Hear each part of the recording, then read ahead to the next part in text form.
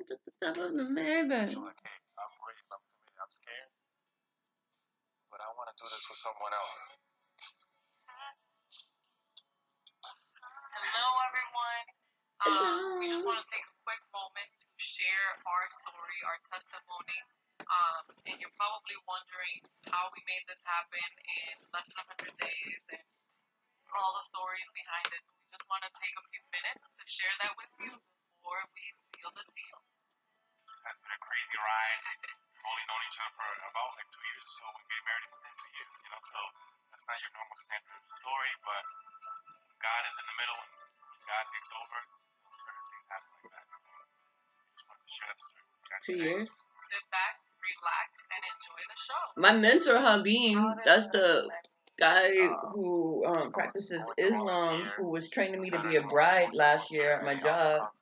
I was looking for a He job. married that chick after the first date. He's just like, yes, I want to. But that's his culture. He's just like, yes. And I was We met for coffee. point where, like, the last thing I was looking I was like, Habib, I used to meet somebody for coffee and then decide to marry them. He's just like, that's what he did. I was just like, oh man, I was just like, your wife is better than me because, like, even if I loved you, I would have. Where did this come from?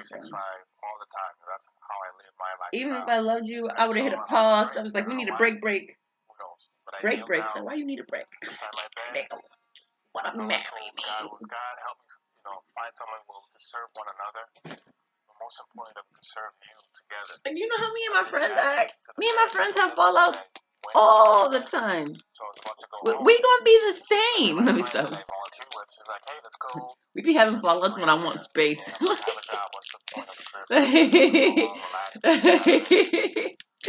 Just like, I'll be back in a freaking month. Like, why?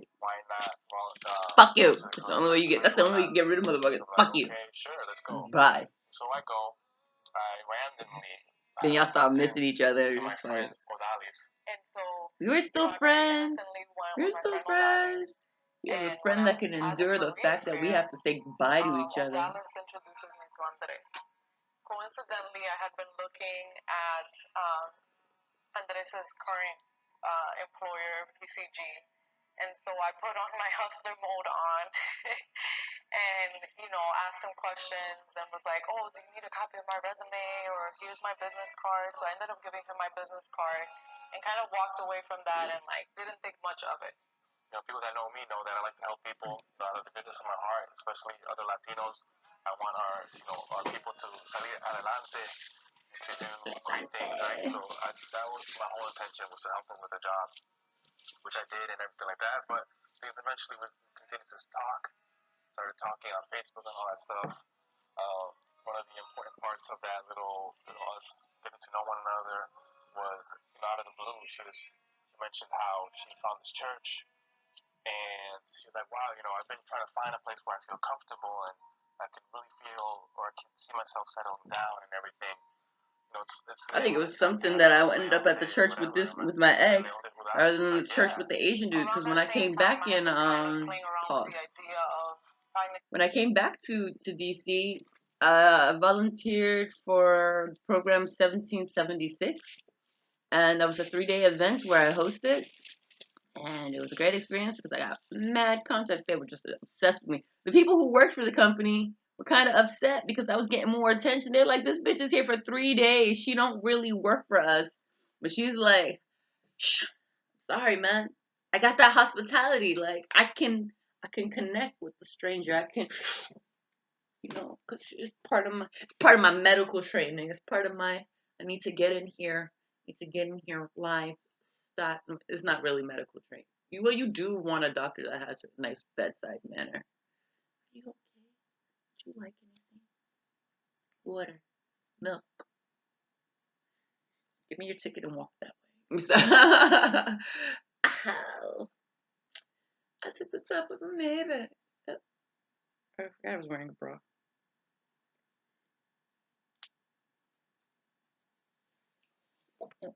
Hold up. It was a good thing I was wearing a bra, because if I had taken it off, it would have been straight titty in y'all face. Look at that. Oh, ow! I cut myself. I don't know how. Actually, and then not only that, then my other finger got cut. Because first I didn't know how this one happened. Then by the end of last night, this one, I don't know, man. It's like I be fighting with my fingers in the spirit world. I'm joking. I don't know though, because like, what is causing these? My fingers always get cut. I don't want to put this in a ponytail again as soon as I take it out, but it needs to be free. And the hood's gonna bring me, baby, outside from me. Whoa,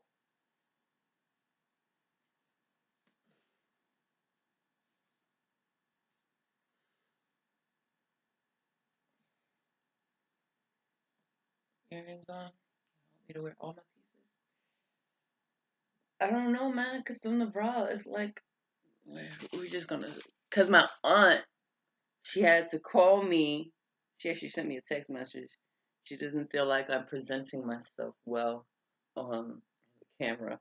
I was just like, there's some videos I have where I look great, but I guess like she don't like that I be getting comfortable and then recording myself because she didn't know. So like someone put her on to my video. It was just like, you see your girl you related to, and she's just like, you looking bad. I'm like, I'm looking bad. I'm looking good. But anyway, so what was I gonna tell y'all? Oh yeah, and so then I met Steven. He's Chinese. I know I like Chinese. Um, Trying to adopt a Chinese baby. For real. I gotta make $100,000 to be a single mother to adopt a Chinese baby next year, because I have to be 30, which I didn't have $100,000 in my as my income bracket currently. I mean, it was always a potential, but especially once I get the certification. But I haven't been commanding it because they're gonna want to see my tax papers. So, which for real, I don't mind adopting the baby, but like they want to give me a baby that has a defect, and I'm just like, hold up, I'm trying to do this for us. They're like, you could do it for us. I'm like, it's gonna be really hard for me to give the child everything they need if they have a pre-existing condition, because I intend to also have my own children in addition to having them. And so, I mean, first of all, she's Chinese. Okay, so she's gonna automatically know she's not. I mean, she's of me, but you know what I mean? And so then, like, I feel like any abnormalities present might be a problem when I start having my own kids. You don't want the kids to start siphoning. First of all, kids that are born of the same parent naturally start trying to pit themselves against each other, saying who's more valuable.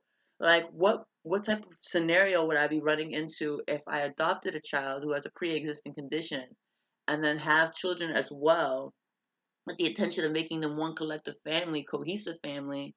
But this one, I can't I mean, I can only try to influence what goes on in the mind of another, including a child that I'm rearing.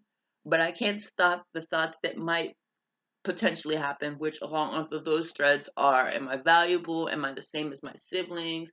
Da da da da. And I feel like it would be easier for me to create a cohesive house with everybody in perfect health than, me doing this, because, you know, adoption's a big deal. Like, first of all, because like even if I adopted a child that was of my same race, like there's still, I feel like there would still be certain, you're eventually going to have to tell them. They might not recognize it now. I don't think you need to put that in their mind earlier in their childhood, unless they that perceptive and they can figure things out. Um, but you, I don't know, man. I'm gonna have to probably go through a different adoption agency. I want a healthy baby given to me. No offense, y'all. No offense, y'all. Only, and then here's how I feel. Like the reason why I'm interested in the Chinese baby is because when I was in college, I took a class with my. She was also my senior project overlooker, Karima. I took a class with Karima, and we went into studies about China, particularly their Falun Gong movement, which is a spiritual practice movement that's supposed to be non-denomination, and the Communistic Republic of China would actually persecute these people for having this spiritual belief. Um, and then we also have the story. We were just learning about all the different types of activism projects that took place in China. And one of them that came up to my radar was because you can only have one child in China as a rule, many parents vie specifically for a male child, and often the girls get thrown into orphanages. And I also watched another documentary after that class, which like further pitted up the reason why I would be interested in adopting a Chinese little girl. Is because we learned in class was that these young girls are often thrown away. So, I mean, when I say thrown away, I mean sometimes they are actually thrown into dumpsters. In other cases, they're sent to the orphanages or given to a family member, and the family member's like, I don't want this heat. Because, I mean, like, China will really show up to your house and be like, you have more than two babies. You have more than one baby. You are going to jail. Like, we watched one documentary where, like, the parents were on the run. They left all four kids with the grandma. And the grandma lived in this outside village area from the city with a broken house. I don't know what type of warfare happened there, but she had like half a house because you could really see the inside. There was some covering. It was a dirt road instead of paved road. I'm like, they live like this in China. They make everything for us, and they got their own people like this. And I'm just like, you know what? It's not that different than like places of like West Virginia and stuff like that. Like, it's unfortunately how badly we can be in like a, you know, a maintained society, and there are a lot of people who get left behind somehow.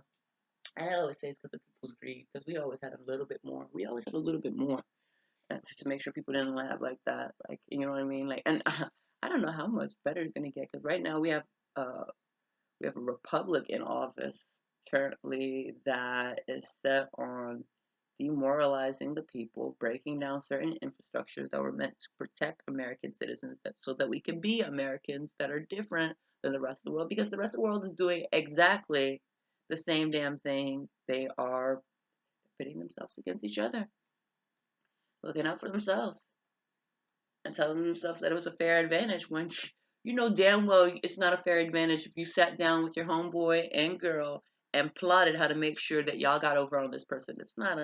That wasn't a fair advantage. It was a theft. Grand Theft Auto, bitch. Um,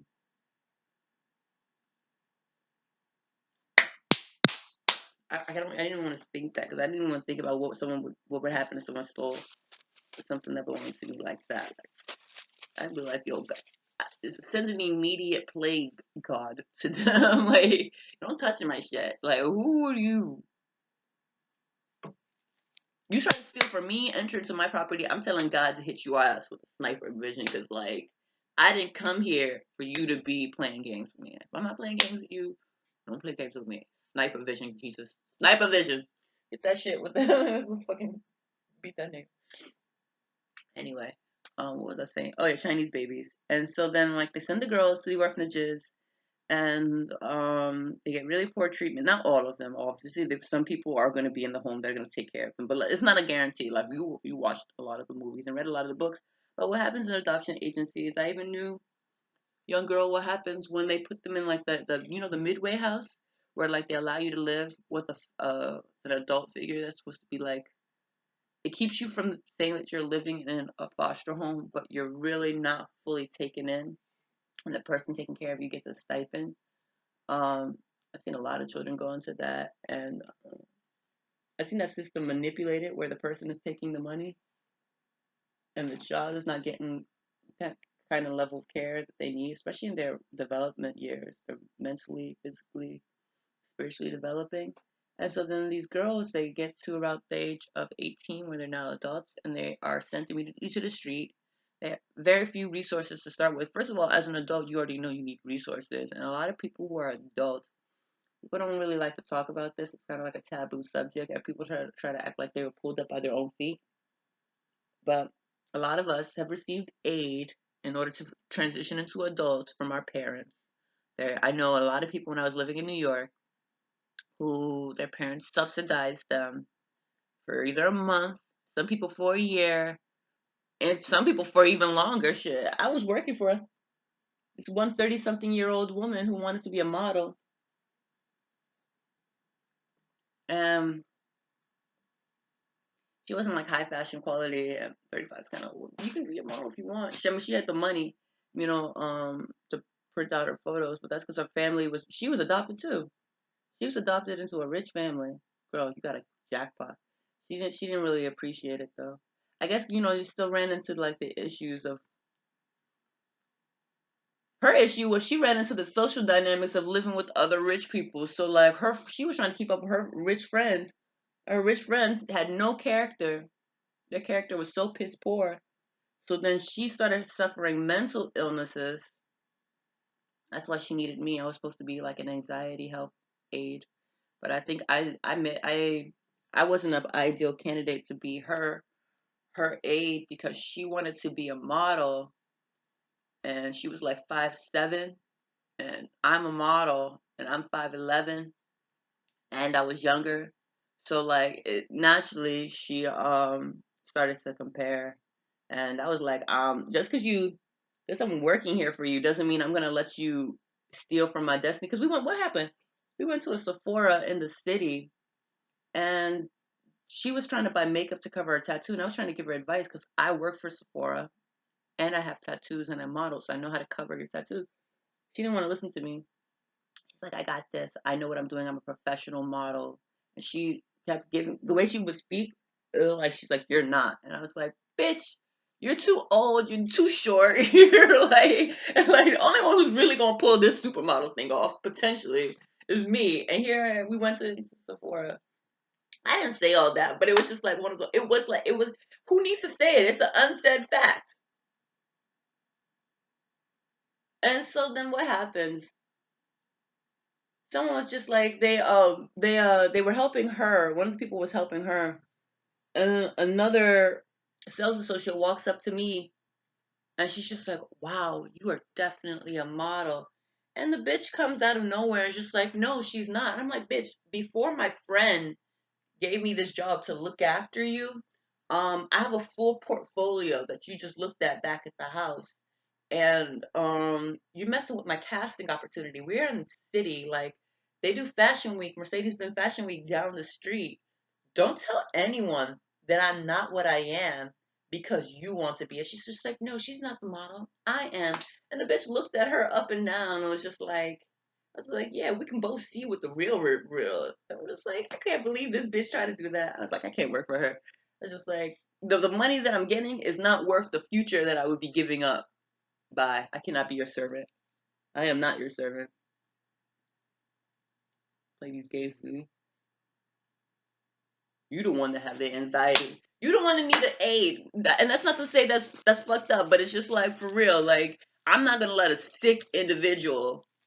And this was in Shakespeare. Beware of the tyranny of the weak. Weak people are the ones that are the quickest to try to pull you down. It's just like, oh, I don't feel good about myself. I'm sorry you don't feel good about myself. I need to feel better than you. No, bitch. You need to feel better for yourself. You don't need to feel better than me. When you start trying to be better than me, you start acting against me. And let me tell you something. I feel good about myself because I feel in control of my circumstances. In many cases, thanks be it to God. So you step to me. Let me tell you something. I'm gonna take control of the situation. I'm gonna back you up. You're gonna be surprised because you don't act like that. You like to engage yourself in situations that don't belong to you. I like to handle situations that belong to me. We didn't get in a fight, but I was really insulted. I was just like, I gotta watch this chick. She's against my purpose. That's how I said it to myself. She's against my purpose. But oh yeah, we're supposed to be talking about why I would adopt. Yeah, she had a lot of issues with her mother, her adoptive mother. She didn't like her because she felt like all of us do with our parents. Like she felt like she didn't understand. She felt like she was trying to force her to do things that she didn't want, like give her realistic goals. Her mother was like, "You can't continue to be put up in this expensive condo in the city by me off of our wealth," which the daughter then replies, "It's not even her wealth, it's our dad's money, my dad's money." I was like, you can't even be talking like that, bitch. One, they adopted you together. They were together before he became your dad. Um, I be thinking things legitimately. Like if I don't like my thinking, I'm sorry. Sometimes I don't like my thinking. I fix it. It's not enough to hate me. Um, so then I was like, I just try to understand the situation. So like her adoption bothered her too, and it gave me a lot to think about because I knew that adoption was in my future. And I guess I wanted to avoid some emotional scarring that could potentially happen. I already know that my children are going to be emotionally scarred because all children are emotionally scarred by their parents to some degree. There's going to be to some degree, and it's not that the parents are bad. It's just that's how you shape together. That's how they help refine you. In some cases, not some parents are terrible. I hope to be an amazing parent and not a terrible parent. So I looked into the implications. Like, okay, let's say first of all, at $100,000, I'm a rich woman. So then I have to look at the story of the woman I was working for, who was adopted, who came from a rich background. I noticed that her peer groups wanted to be Paris Hilton. None of them look like it, but because they have the money to match the livelihood, they have this really presumptuous attitude and they really try to take it out on other people. And people like that, I noticed they don't like people who express natural qualities. So it's just like, yeah, I feel better because I can buy this diamond necklace. But you know what? That beautiful girl down there that doesn't need the diamond necklace, wearing a rope necklace, fucking hate her because she looks better with her rope necklace than I do with the diamonds. It's just like, damn, if she could afford diamonds, she'd be flexing on my ass. Yeah, bitch. Most people would be flexing on your ass if you didn't have that money. Um, but that's everybody. Everyone has the right to be entitled to their things. Okay, it's when you start trying to break other people down. Like even me, I was just like, she has the right to be a model. She has the right to go through all the. There are more avenues for modeling than just the high fashion wear. She has the right to go for that. She gonna need another job in addition to that because very few people live like. And if I'm not just telling you, realistically, if you have mental issues, which is why I'm here for your anxiety, you're gonna need a strong plan. How you gonna go to this modeling industry because it just heightens any it modeling will give you a mental disease. First of all, I had to really take a break. Like that was the one thing I said maybe being in that relationship with my ex Kyle was like possibly a good thing. Possibly. In the long run. In the grand scheme of things, it worked out. Yes. But and why was that?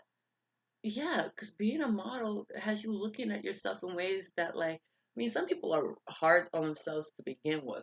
Being a model you start looking at yourself in such unrealistic ways. You start valuing things like at the end of the day, how I treat people is supposed to be more important than how I look. Now, looking great and treating people great is a plus plus, bitch. It's the A. It's the A. It's not even A for effort. It's an A for achievement. And the yeah, you're competing against other girls that are just as beautiful as you. Some are more beautiful than you, and you have people who are really jaded in some cases that are casting you. Be real, you motherfuckers are the worst. And they've created a culture in some cases that is exploitative and depletive of a person who's supposed to display confidence. So then you really learn you gotta be real. I read that all the top models. I remember reading their books when I was their magazine excerpt from they do interviews from on us during Fashion Week, asking us little things. And so all the girls that were in the number one spot, they gave interviews, and all of them did the same thing. They meditate. The ones who hit number one, they meditate, and I was like, that has to be doing something. Their mental health is really affecting how they get these jobs and even how they appear. And I was just like, okay, I can see that. And when I started, I didn't stick to a meditation technique. I just went straight into modeling, and I started to realize that the environment could be really depletive to your long term health, especially since like they had me thinking I was too old at 21. That's how the industry is built. They had me thinking I was too old at 21 and then 22. And then when I hit 25, I was like, why am I even doing this? That's when I started working for that woman. I was like, why am I even doing this? And I was like, you know what? Maybe maybe Jonas put us together. Who's a male model that I went to college with, who is now re signed again. Well, Jonas, we don't really get along with each other. We're still friends.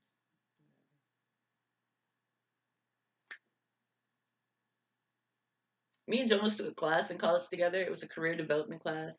So technically, I have all the skills I need to do. Like, I know how to do the interviews, to conduct and build the networking. I got this one book for the federal government, getting jobs if I want a job with them, which maybe I should just take the money, like everybody else is doing. Um, but yeah, nigga Jonas walked in. What year was it? Was that our second year in college together? It was. He was just the first person I met in college. Like I met him when they had the transfer students come to the campus, and so I traveled from DC to New York to check out the campus before school started. And me and Jonas were in the same room with Professor Waller, who ended up being my professor. Like I was undeclared at first, but I knew I wanted to be in theater. I had just found out about the conservatory, but I wasn't allowed to go into the conservatory because they had a different vetting process. Although they turned my major into the conservatory, so I said Jesus would make it happen, and what happened, y'all? Like I literally went in the first day of school. I went to the counselor's office, and I was just like, I want these classes, and they were like, actually no, we picked our classes the day that we met Waller. Me and Jonas met Waller. We picked our classes, and then he told us that we would have to meet with the counselor again. But first day of school, I went to the counseling building, and I was just like, I intend to graduate within 3 years and be out of this school with these credits towards this goal. And the counselor was like, it's day one of school. Like, you don't have to focus on this until like near the end of the semester. I was just like, no, I want this. He's just like, well, let me just tell you realistically, graduating in 3 years is not normal because most people take 5 years. And if you decide to go to the conservatory, you're gonna have to do an additional year because we would have to start you off on day one and make it a 4 year program for you because that's how that program works. And it was wrong because I graduated in 3 years and I graduated from conservatories. So don't let people tell you can't do something. What else happened? Oh yeah, Jonas got me that job for the rich white woman. It doesn't matter that she was white. I'm just gonna be realistic. She was a rich white woman who was adopted, and she had these varying anxieties that manifested, and one of them had to do with how she felt about being adopted. Like and rich. Both of those did factor into her mental health. Like being rich gave her a whole bunch of stress because here she didn't have a real job. She was being subsidized, but she still wanted to live and party with her rich friends. And of course, she wanted the rich boyfriend. So her rich boyfriend was expected to do certain things. But like at some point, dude's gonna start looking at you like a working slave all the damn time. Your pussy ain't like that. No one's is forever. So I'm sorry, you can sleep with her for a year. Something else is gonna be worth more because of your behavior. And yeah. And then you try to keep up with these girlfriends. I mean, unless they're all doing the same thing, being subsidized. But at some point, I mean, when one of y'all parents die, y'all don't seem to have like the cash handling management skills to stay up here. Like she told me about this time that she became a hostess at a restaurant and she couldn't do it. She had quit the same day, and I'm just like, I was younger than her. And so she didn't like that I was younger than her giving her advice, like, because I was 25 and she was 37. And I was just like, you need to join the workforce. Like, you need to find something. You need to develop confidence. Because she told me about the experience, and I was just like, oh, you had a bully at your job. I was just like, but you don't run out on day one. Like, you work your character. You be a good person. You avoid them. You talk to management, but you do not leave the workforce because that this is your survival now. Like you're a rich daddy because you say your mom got the money from marriage and she didn't work either. So let me just say your rich daddy goes to work, and so you shall too if you want to live the way you're currently living. And she's just like, I don't want. She's like, I don't. I don't think it's proper for a young person to be advising me. I was just like, bitch, you gonna think it's proper when you have to figure out how to pay a bill. But maybe I was wrong because I was accepting money from her as payment. I was like, but I had another job. She wanted me to quit my other job so that I could focus on her. I was just like, first of all, you want me to stop modeling if I work for you because I'm not going to be going to your casting calls with you looking like a model and you get mad because they want me instead of you. Like, bitch. Like, I moved to New York specifically so they could see me, not so that you can stop me because we're in the same room. Two.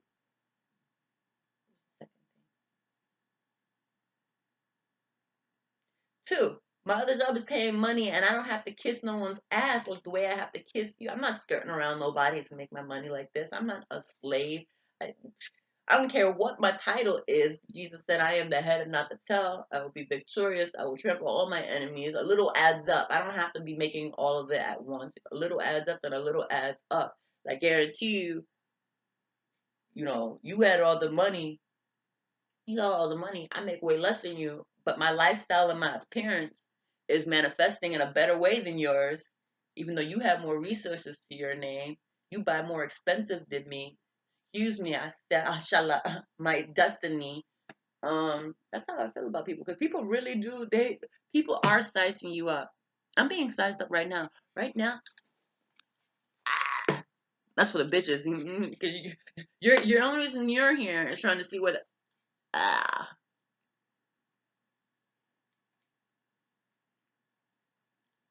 Y'all be making me mad. I can be a good person. I can still get mad. I can be a good person. I can still be jazzy. But I have to watch my mouth. I have to learn how to. That's why we have our meditation pillow right here. Work it out. Because I cannot always express that thing. I can express that and feel that, but it's not of any use if I don't remodify the message to make sure that I'm no longer coming off as your antagonist so that you can actually be helped. With how much patience do you expect me to have? Yes, the same amount of time, patience you have to watch my 30-minute video. I'm making 30-minute videos now. But yeah, those things did play into her identity issues. And so then I'm just like with my Chinese baby, me making $100,000, and the people not even because me, I know that when I acquire more, that I mean I'm gonna be part-time bougie because I'm gonna at least tell y'all not gonna step me down when I don't want to be stepped down. Shit. I'll take, no one steps me down.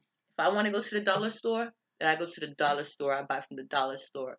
But when I come here for this establishment, okay, and I'm choosing to pay like this and be treated like this, you treat me like this. You don't look at my skin color and decide for yourself, oh, because she's black, I need to like lessen her service because she's probably not used to this or she doesn't deserve this.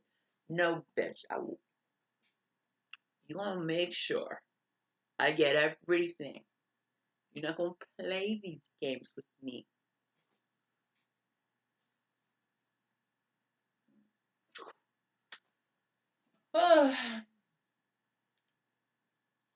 Yeah, so even if I have regular children dealing with their rich, puny friends and their arrogant minded parents who are teaching them to compete like this, I don't intend to teach my kids. I'm gonna teach you stand on your right. You make sure you straighten up. You make sure that you are of your worth. But you're not gonna be stepping other people down to be your worth.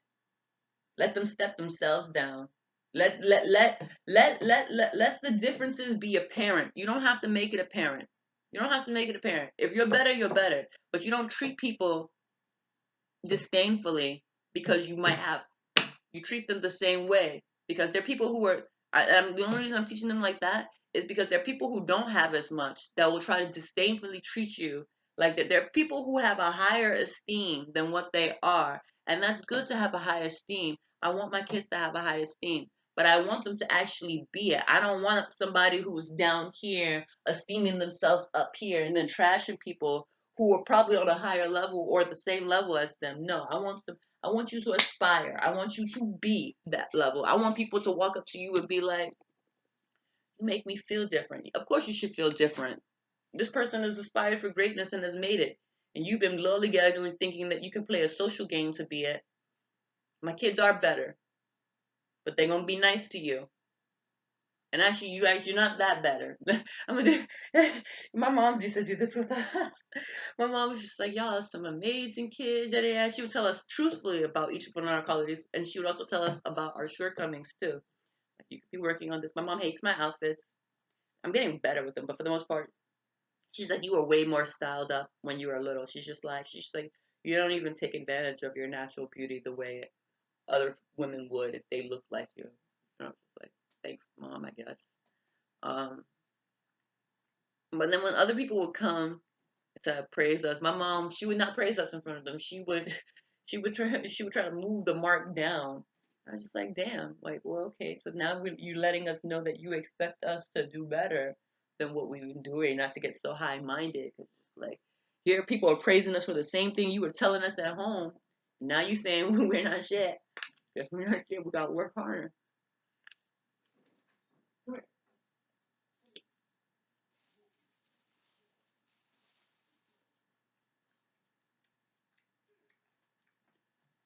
You know, finish this video we started. In a church. I've been feeling like God was really calling me. There was a lot of things going on back home. There was just a lot going on. And in the midst of trying to find a job and working on my resume, I realized that I'm, you know, it's not that I'm not smart, but I'm definitely not like an Einstein or anything crazy like that. You know, sometimes I'm a little bit of an airhead. And so with all of that, still God has blessed me in so many ways. So many opportunities had opened up for me. You know, I had traveled the world and I really couldn't find a bigger reason than God opening those doors for me for all of that to happen. And I just really felt like I had to say thank you to God. So a friend of mine in college had um, had told me about this church, and I was like, oh yeah, I'll go with you on Sunday. Like, that sounds cool. But I went out the night before, woke up and was kind of like, yeah, that's not gonna happen. So I texted him, and his response to me was, well, what do you need me to pray for you for? Oh, wow. And at that moment, I remember just thinking, like, that is ridiculous. Like, here I am talking about how I'm grateful, and I'm gonna send someone else to pray for me. Like, that's completely crazy. So I made the effort to go.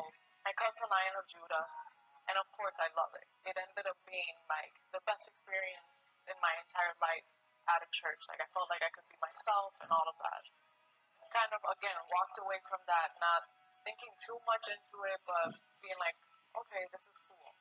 Things were clicking in my head. I'm like, wow, I prayed this prayer. I met this lady the same day. She tells me that she goes to the church that I go to. I'm like, this is not coincidence. You know what I mean? I grew up in the church, so I have that faith establishment, that faith foundation. So I'm like, you know what? This is God doing what He does. You know, putting the puzzle pieces where they're supposed to go. And I was living my life where I was putting the puzzle pieces where I thought it was supposed to go, and then telling the world, like, this is supposed to be a painting. It's abstract, right? But it's a painting. Like, no, God has a beautiful painting that He wants to paint for you. He's the artist. He's the supreme artist. And the way that He wants us to put the puzzle pieces and everything in place for my life, He's finally doing that because I gave Him the rights to do that. I surrendered and I let Him be who He is. And I'm just so happy. That's the reason why I'm here today. They ask me why I'm here today. It's because of God, because of His glory, because I gave up my rights, I surrendered, and He stepped in. So that's why we're here today. That's why I'm getting married today, because of Him. And I'm never going to get tired of telling this testimony or story to the world. It's because of Him that I'm here.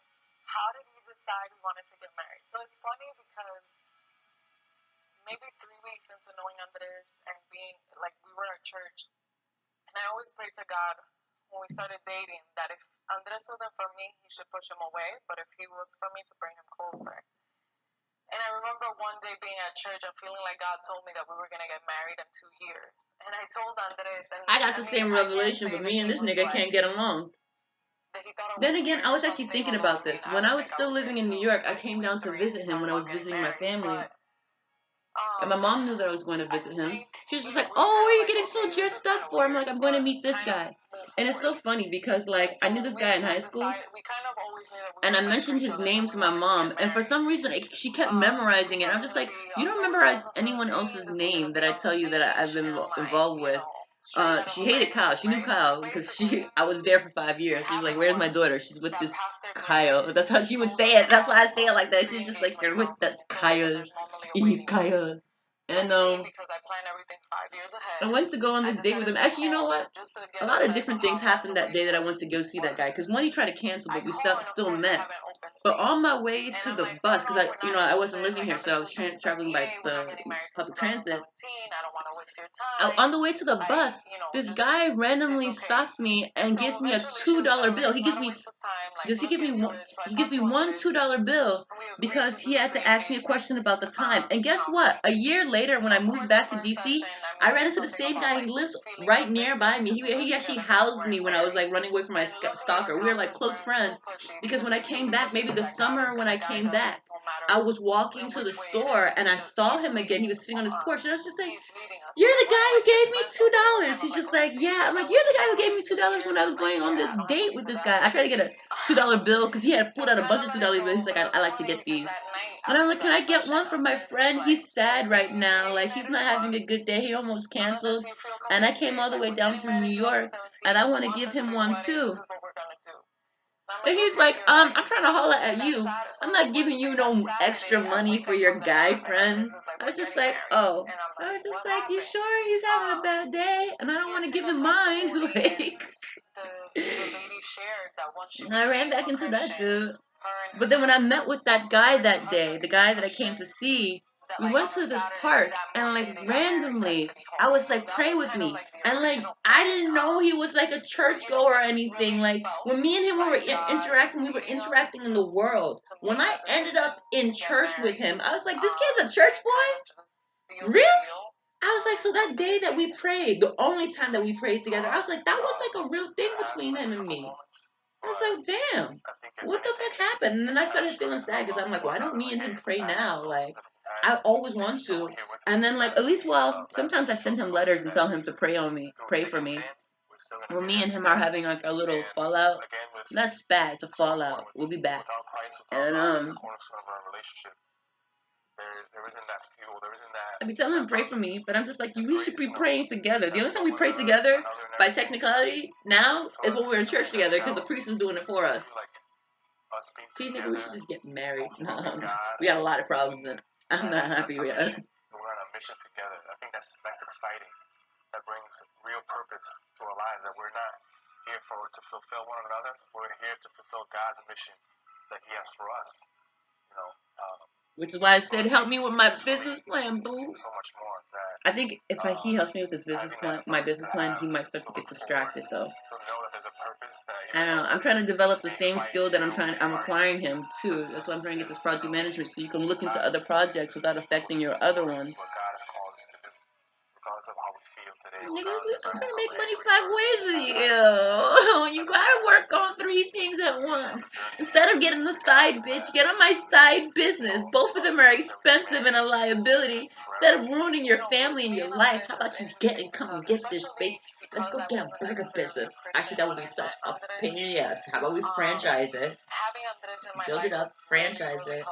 We'd have to. Oh gosh, how do you build something up and be impersonal at the same time? Because that's exactly what I want a little bit sometimes. It's just like you have to be at that executive. Sometimes it tires you out when you get to the customer end because it's just like you're thinking about so many things. You're thinking about the HR, how to wrangle up your team because some of your team is like you got to make sure that the team is working. That God calls us to ask Him for our deepest desires, then it'd be really hard to push forward. Like, we couldn't do it with our own strength. Without God, we probably wouldn't be here united today, getting married. So I think that has helped me grow in God, but I think also Andres has such a passion for God. Like, Andres has such a passion for Christ that it's contagious. You know, like, when I first started dating Andres, I refused. That's how Grace got her boyfriend into church. She didn't believe. He's just like, yeah. Her passion. Like, I pray in my head. That's how I've always prayed. Like, we're good.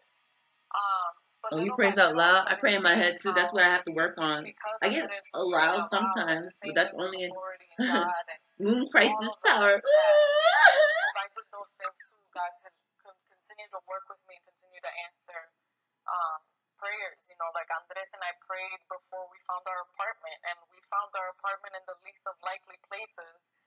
And it's a beautiful apartment. And if we, I truly believe that if we didn't pray, we wouldn't have found our apartment on the first try. Like God is just that cool and awesome. So I think it's just in those little things, you know, to have someone pray with you when things are difficult. That's something that's much more valuable than any money that someone could give you. Like, that's more valuable than him buying me a Ferrari. But don't tell him that, because I still want him to get me Right, that the Ferrari. Ferrari. Side bitch, I like you. I think Diamonds and Victoria's Secret. When I say Victoria's Secret, just mean the lingerie pieces. Just get different types. All of them. Doesn't have to be from them. Go get French on me. Go to Para la maison. Oh, yeah, you. $300. Marriage between a husband and wife. I'm not scared. Life or what? A lot of moments where you're angry, but you have to continue going forward because this is a commitment for life. Same thing as a Christian walk. This is a commitment for life. I think that's a beautiful thing, and I think in our world today, a lot of people are chicken. A lot of people are scaredy cats. Like, I don't know. If you are, that's how you started this video. I like you. You said a lot of people are not. They don't got the courage. It's just like, how you gonna jump off a plane? You can't to really be dedicated to someone else. dedicate yourself to somebody else. It just, to me, this world is totally upside down. Like, you want to be brave, you're not brave. Sometimes you have to be committed to someone else to really show, like, hey, I'm brave, I'm committed, I'm scared, but I want to do this with someone else. I don't want to be all about myself, because all about myself is not fulfilling. You know, I think I'm a perfect example. Like,